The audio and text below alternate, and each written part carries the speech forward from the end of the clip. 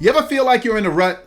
In Romans chapter 12, verses 1 and 2, the Apostle Paul said, "Don't conform any longer to the pattern of this world, but be transformed by the renewing of your mind." You know what Paul said in that verse is really powerful and something that Christians should give a lot of consideration. I want you to think about something for a second. Think about who you were before you became a Christian. Everybody shows up on Christ's doorstep as someone. We have things that we're into, we have our likes, we have our desires. And many times there are things about us that need to change so that we can align ourselves with the life that Christ would have us to live. But Paul says something powerful here. Often it's not just the behaviors that have to change, but it's the thought processes that we have that actually drive our behavior. Think about it.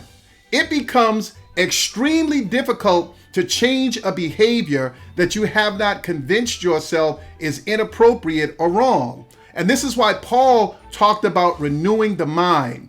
The greatest battles that we have to fight with ourselves especially are the battles that take place inside of our head. Elsewhere in the scriptures, the Bible talks about guarding the mind, and I understand why it says that. When you allow things to pay rent in your head, they'll influence the types of things that you do.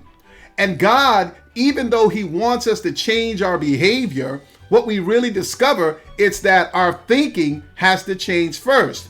As long as I still think that a particular behavior is okay, it's going to be hard to change that behavior. I have to change the thought processes that are driving that behavior.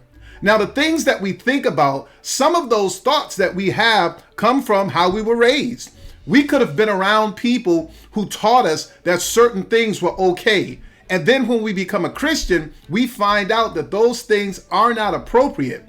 And sometimes that also makes it hard to change because on some level, we think that we're disrespecting the people who actually taught us that particular idea. If you're going to be the Christian that God wants you to be, start working on your thought processes. Look at some areas of your life and begin to discover how you can change how you view that particular thing.